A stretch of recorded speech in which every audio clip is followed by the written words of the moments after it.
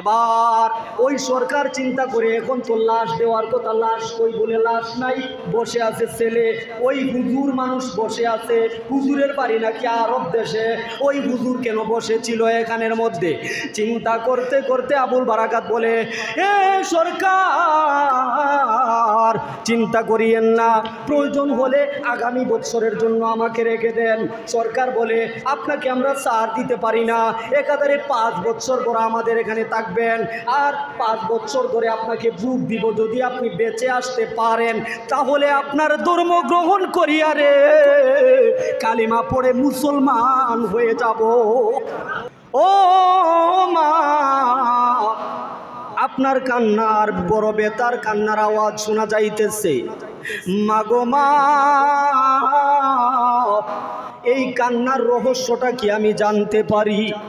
আবুল বারাকাতকে মহিলা ডাক দে, এ আবুল বারাকাত, তুমি তো একজন মেহমান, তোমার বাড়ি আরব দেশে রে, তোমাকে আমার মনের ব্যথা বলে কোনো লাভ হবে না। আবুল বারাকাত বলে, মা গো মা, যদি আমাকে না বলেন তাহলে আমাকে বাহির করে দেন, আমাকে কেন এই জায়গায় জায়গা দিচ্ছেন? মনে হয় মা গো মা, আমার কোনো আচরণের কারণে আপনার মনে কোনো কষ্ট গেল কি না? মা গো, আমাকে বলেন, মন খুলে বলেন, যদি আমি কোনো দোষ করে থাকি আমার কথাটাও বলে।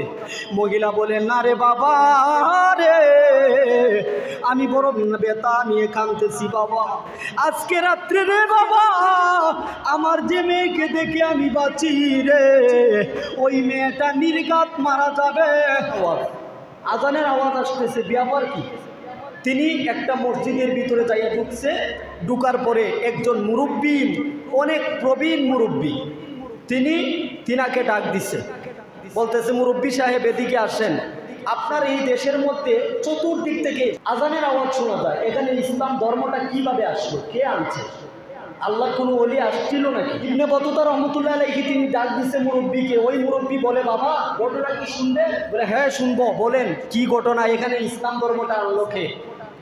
আরব দেশ থেকে বাণিজ্যিক একটা কাফেলা জাহাজ দিয়ে যাইতেছে। মালদ্বীপ রাষ্ট্র তো শুধু জাহাজ যায়, নদীর দেশ, সাগরের দেশ, ওই সাগর দিয়ে যাইতেছিল একটা বাণিজ্যিক কাফেলা, আরব দেশ থেকে জাহাজ নিয়ে যাইতেছিল। যাওয়ার পথে হঠাৎ করে মালদ্বীপের সামনে আসার পথেই, মানে সামনে যখন আসলো, সাথে সাথে ওই জাহাজটা ডুবে যায়। তারা যেন কোথায় যাইতেছিল, আরব দেশ থেকে তারা রওনা করেছে, যাওয়ার পথে এই মালদ্বীপের সামনে এসে জাহাজটা ডুবিয়া যায়। একটা মানুষ জিন্দা আছে, এই মানুষটা ছিল আল্লাহর কোরআনের হাফেজ, নাম ছিল আবুল বারাকাত। সুবহানাল্লাহ। 17 বা 18 বছরের যুবক হবে ছেলেটা, দাড়ি নাই, তুতুর মধ্যে দাড়ি উঠে নাই, আল্লাহর কোরআনের হাফেজ, রসুলের মোহব্বত, সাহাবাদের মোহব্বত, পাক পাঞ্জাতনের মোহব্বত ভিতরে ছিল তার। সে যুবক ছেলে তো, কোরআনের হাফেজ সাহেব, আর বাকিরা ছিল একটু বয়স্ক মানুষ। সবাই এই জাহাজ থেকে ডুবে মরে যায়, সবাই মরে গেছে, সবাই এই নদীর মধ্যেই মারা গেছে, কারো লাশ খুঁজে পাওয়া যায় নাই। কিন্তু একটা ছেলে অল্প বয়সের কোরআনের হাফেজ, সাঁতার কাইটা কাইটা কাইটা কাইটা আমাদের মালদ্বীপে আইটা উঠছে। উঠার পরে সে আইসা আশ্রয় চাইতেছে সব মানুষের কাছে, আমাকে একটু আশ্রয় দেন, আমি একজন মেহমান, আরব দেশের মানুষ। সে আরবি ভাষায় কথা বলতো, অল্প বয়সের ছেলে, সে কি বলতেছে আমরা বুঝি না, এটা স্বাভাবিক। আরব দেশের কথা আমাদের বাঙালিরা কম বুঝে, আমাদের বাংলাদেশের কথাও আরব দেশের মানুষরা কম বুঝবই, স্বাভাবিক এটা। মালদ্বীপের রাষ্ট্রের ভাষাটা ছিল ভিন্ন, আরবি না। সে সৌদি আরবের মানুষ, সে আরবের ভাষায় কথা বলতেছে, কিন্তু মালদ্বীপের মানুষটা বুঝে না। তখন আশ্রয় চাইতে চাইতে চাইতে চাইতে অঙ্গভঙ্গিতে যা বুঝাইতে পারলো, কেউ আশ্রয় দেয় না, কয় না এটা কোত্থেকে জানি আইছে। অপরিচিত মানুষকে কেউ আশ্রয় দিতে চায় না, মুসাফির যদি কোনো কিছু করে, কোত্থেকে জানি আইছে, একদম ফকফকা সাদা ছেলে। হঠাৎ করে আশ্রয় চাইতে চাইতে এক পর্যায়ে, মালদ্বীপের শেষ পর্যায়ে, একটা বুড়ি মহিলা, উনার শুধুমাত্র একটা মেয়ে আছে, স্বামী নাই, সন্তান নাই, কেউ নাই। ওই মহিলার কাছে যাইয়া অঙ্গভঙ্গিতে যা বুঝাইছে, আমার একটু আশ্রয় দেন, ওই মহিলাটা আশ্রয় দিছে। দেওয়ার পরে ওই মহিলার বাড়িতে ওই আবুল বারাকাত বলছে, মাগো আমাকে একটু আশ্রয় দেন, আমি রুজি রোজগার করে আমার পেট পালবো, আপনারা খাওয়াইতে হবে না, শুধু আশ্রয়টা আমাকে দেন, আমার বাড়ি আরব দেশে আমি যাইতে পারবো না, আমার কাফেলা সব মরে গেছে, কেউ বেঁচে নাই, এখন আমি কিভাবে যাব? কিছুদিন থাকবো, তারপরে আমার কিছু উপার্জন হইলে আমি চলে যাব। ওই আবুল বারাকাত কর্ম করতেছে, একটা কাম পাইছে, কর্ম করতেছে, তার পেট পালতেছে। হঠাৎ করে দিন যাইতেছে, সময় যাইতেছে, গনাইতেছে।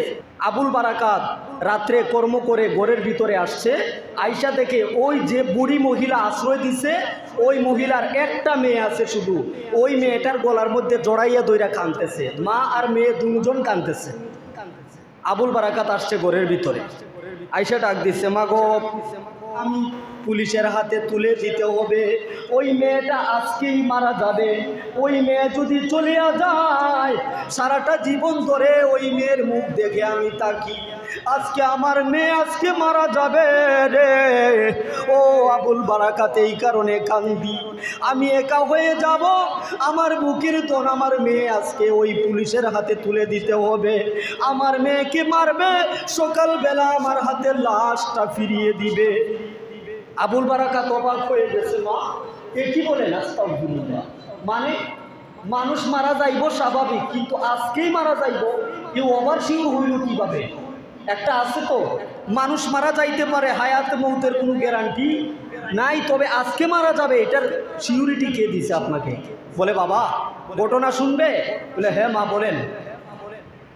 আমাদের এই দ্বীপ রাষ্ট্রে যেই জায়গাটার মধ্যে তোমার জাহাজ ডুবে ৩৯ জন মানুষ মারা গেছে, ওই দ্বীপের মধ্যে একটা মহাদানব বৎসরে একবার আমাদের এই রাষ্ট্রের মধ্যে একটা আক্রমণ চালায়। এই আক্রমণে অনেক মানুষ মারা যায়, অনেক জানমালের অনেক ক্ষয়ক্ষতি হয়, বৎসরে একবার আক্রমণ চালায়।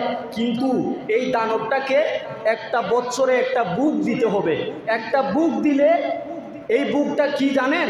এই মায়ের একমাত্র মেয়ে হইতে হবে, মেয়েটা সুলতান দেহের অধিকারী হবে, মেয়েটাকে সাজাইয়া গুজাইয়া মালদ্বীপ রাষ্ট্রের সরকার নদীর পাড়ের মধ্যে ওয়াল করছে, গেট করছে, একটা রুম করছে, এই রুমের মধ্যে ওই মেয়েটাকে বাহির দিকে তালা লাগাইয়া দিয়ে আসবে, আর নদীর দিকে একটা দরজা আছে, গভীর রজনীতে ওই দানবটা সাগর থেকে উঠিয়া ওই মেয়েটার সাথে যা করবার করবে, সকালবেলা মেয়ের লাশ আমার হাতে ফেরত দিবে।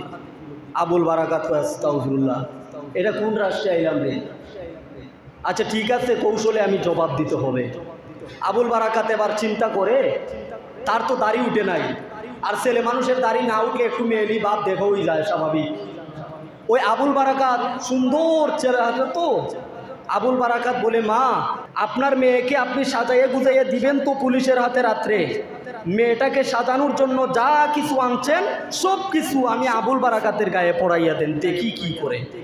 আবুল বারাকাত কৌশলে একটা জবাব দিতে লাগলো। ওই বুড়ি মহিলা বলে, বাবা আপনি তো আমার মেহমান, আপনার সাথে এই আচরণটা আমি করতে পারি না।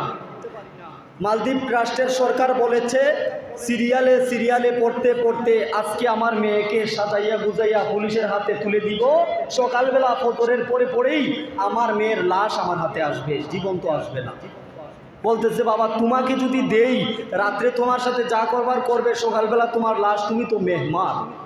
তখন আবুল বারাকাত চিন্তা করে, মা আপনি এই চিন্তা করবেন না, আমাকে সাজাইয়া গুজাইয়া দিয়ে দেন। তখন মেয়েলি পোশাক আবুল বারাকাতের গায়ে পড়ে আবুল বারাকাত চিন্তা করে, চলে যাব, দেখি ইসলাম ধর্ম আর আকীদাটা কেমন কায়েম করতে পারি। সুবহানাল্লাহ। আবুল বারাকাতের ভিতরে কি মনে নাই? আবুল বারাকাতের ভিতরে মহান আল্লাহর কুরআন। সুবহানাল্লাহ। 30 পারা কুরআন, আহলে বাইতের মোহব্বত। আহলে বাইতের মোহব্বত শুধু হাফেজ না, সে আহলে বাইতের মোহব্বত তার ভিতরে রয়েছে। সে একজন কোরআনের হাফেজ, 30 পারা কোরআনের হাফেজ, তার ভিতরে রয়েছে পাক পাঞ্জাতনের মোহব্বত। সে হঠাৎ করে বলল, মা রাত্রে যখন পুলিশ আসবে আমাকে সাজাইয়া গুজাইয়া আমাকে পুলিশের হাতে তুলে দিবেন, আপনার মেয়েটাকে আপনি আড়াল করে নেন, আড়ালে নেন, পুলিশের হাতে দিবেন না।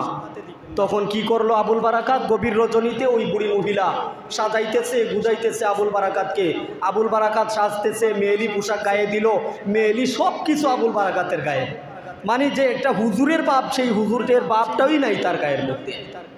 পুলিশ ভাবলো কি এটাই মনে হয় মেয়ে, নিয়ে চলে গেল। যাওয়ার পরে ওই রুমের ভিতরে ঢুকাইয়া আবুল বারাকাতকে বাহির দিকে তালা দিয়ে চলে আসছে। সকালবেলা পুলিশ আইসা লাশ নিবে। আবুল বারাকাত চিন্তা করে, এবার গভীর রজনী হইতেছে, রাত্র 12টা-1টা হয়ে গেছে, তমতমে অবস্থা, কিচ্ছু লড়ে না। আমার মনে হইতেছে, আবুল বারাকাত চিন্তা করে, আমার মনে হয় এই মালদ্বীপ রাষ্ট্রের মানুষ সবাই ঘুমাইতে আছে, কেউ সজাগ নাই। মনে হয় আমি যার বাড়িতে ছিলাম ওই মহিলাটা আমার জন্য চিন্তা করতেছে। সুবহানাল্লাহ। ওই মহিলাটার বাড়িতে আমি ছিলাম, আমি মেহমান, মহিলাটা আমার জন্য চিন্তা করতেছে। আরে মেহমান যে সাজাইয়া দিলাম পুলিশের হাতে, কি জানি হয় সকালবেলা, আল্লাহ পাক ভালো জানে।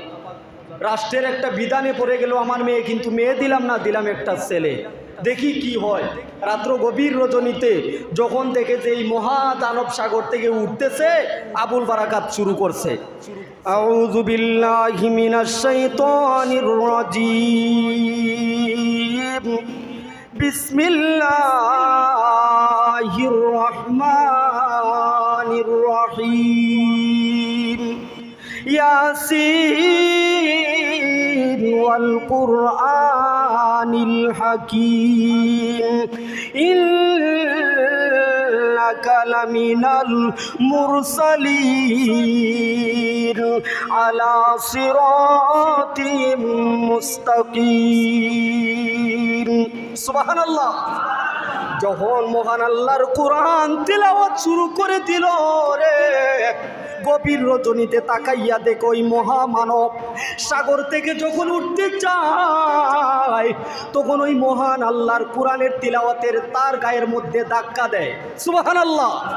তার গায়ের মধ্যে একটা ধাক্কা লাগে যখন রে, ওই তিলাওয়াতের ধাক্কার কারণে, ওই আওয়াজের, কোরআন তিলাওয়াতের আওয়াজের কারণে ওই মহাদানবটা সাগরের মধ্যে ডুব দেয়। একবার উঠে একবার ভাসে, একবার ডুব দেয় একবার ভাসে। এইরকম করতে করতে করতে করতে আবুল বারাকাত কোরআন তিলাওয়াত থামে না, বলতেছে আমি তিলাওয়াত চালিয়ে যাই, তিলাওয়াত করতেছে। এক পর্যায়ে যখন তিলাওয়াত করতে করতে শুনে রে, ফজরের ওয়াক্ত হয়ে যাচ্ছে, ফর্সা হয়ে যাচ্ছে, রাত্র হয়ে যাচ্ছে। এমতো অবস্থায় আবুল বারাকাত চিন্তা করে মেয়েলি পোশাকটা গায়ের থেকে সরাইয়া আমার পাঞ্জাবি আমি গায়ে দিয়ে দেই। সুবহানাল্লাহ। আবুল বারাকাত মেয়েলি পোশাকটা গায়ের থেকে সরাইয়া রে ওই পাঞ্জাবি গায়ে দিল, মাথায় টুপি দিয়ে দিল। ওই পুলিশ আসছে লাশ নেওয়ার জন্য। তখন রুমটা খুলছে, খুলে দেখে একজন ছেলে মানুষ বসে আছে। পুলিশ অবাক, কয় আরে কি তোমারে দিয়ে গেছি? দিয়ে গেলাম তো একটা মেয়ে মানুষ। বলতেছে না না না না, ভুল কথা বলছেন, দিয়ে যান নাই মেয়ে, দিয়ে গেছেন আমি ছেলেকে। তবে হ্যাঁ, আমি রাত্রেই মেয়ে সেজেছিলাম। বাবা এখন তো আমাদের লাশ নেওয়ার কথা, তুমি জীবিত কেন? বলতেছে এখানে একটা কারিশমা রয়েছে, সেই কারিশমাটা বলতে গেলে সময়ের প্রয়োজন। মহান আল্লাহর কোরআন, যাকে মহান রব্বুল আলামিন বলেছেন বাল হুয়া কুরআনুম মাজিদুন ফি লাওহিম মাহফুজ, সেই মহান পবিত্র কোরআনের কারিমের তিলাওয়াতের কারণে মহাদানবটা ডুব দিয়েছে। পুলিশেরা বিশ্বাস করে না, বলে বাবা আমাদের এখন লাশ নিয়ে সরকারি কোয়ার্টারে জমা দেওয়ার কথা, যেহেতু লাশ পাই নাই, তোমাকে পাইছি, তোমাকে জবাব দিতে হবে, তুমি চলো, আমাদের একটা ডিউটি রয়েছে। সরকারের কাছে নিয়ে গেল। আবুল বারাকাত মনে মনে চিন্তা করে, রে কালিমার দাওয়াত হেড অফিস থেকে শুরু করব। সুবহানাল্লাহ। কালিমার দাওয়াত হেড অফিস থেকে শুরু করব রে। ও পুলিশ আমাকে নিয়ে চল, কোথায় নিয়ে যাবি? গেছে সরকারের কাছে, যাওয়ার পরে বলে মহাদানব, মহাদানব রে তুমি যে রাত্রের মধ্যে ডুব দেওয়াইলে, কি বলিয়া ডুব দেওয়াইছো তুমি বলো। আবুল বারাকাত মনে মনে চিন্তা করে, আরে 5টা বছর তো ফিরি পাইছি, তো সমস্যা কি? আমি তো মেহমান আছিলাম, আমি তো মুসাফির। আর এখন যেহেতু সরকারি কোয়ার্টারে ফ্রি বাসস্থান করা দেওয়া হয়েছে, থাকতে থাকি। আর সরকার তোমাকে কালিমা পড়াইয়া প্রথমে তোমাকেই মুসলমান করব। তার ভিতরে আকিদাটা কেমন ছিল বলবো পরে, আকিদার কথাটা পরে আসছি। এবার সরকার তাকে ফ্রি করে দিয়েছে, সব থাকতেছে, খাইতেছে। দিন যায়, মাস যায়, বছর যায়, বছরের শেষ মাথায় ওই দিন চলে আসে, আবুল বারাকাতকে কন্যা সাজাইয়া ওখানে বুক দেওয়া হয়। 3 বছর দিছে। কয় বছর? 3 বছরের মাথায় আবুল বারাকাত চিন্তা করে মাননীয় সরকার এবার একটু চিন্তা করে আমাকে রেহাই দিয়ে দিন, আর বলুন যে ধর্মের কারণে এই মহাদানবের হাত থেকে রেহাই পাওয়া যায়, বলুন সেই ধর্মটা গ্রহণ করলে লাভ না লস? সুবহানাল্লাহ। এবার আবুল বারাকাতের হাত ধরে প্রথমে মালদ্বীপ রাষ্ট্রের ইহুদি সরকার কালিমা পড়ে মুসলমান হয়। এরপরে উজিরদেরকে বলে তোমরা কালিমা পড়ো রে, মুসলমান হও, কারণ এই ধর্ম ছাড়া বাঁচার কোনো পথ, এই ধর্ম ছাড়া বাঁচার কোনো পথ। তার আকীদাটা ছিল আল আকীদাতু হিয়া যাবিহাতুল ঈমান। আকীদাটা ছিল এমন, আমার সাথে আমার নবী আছে, আল্লাহ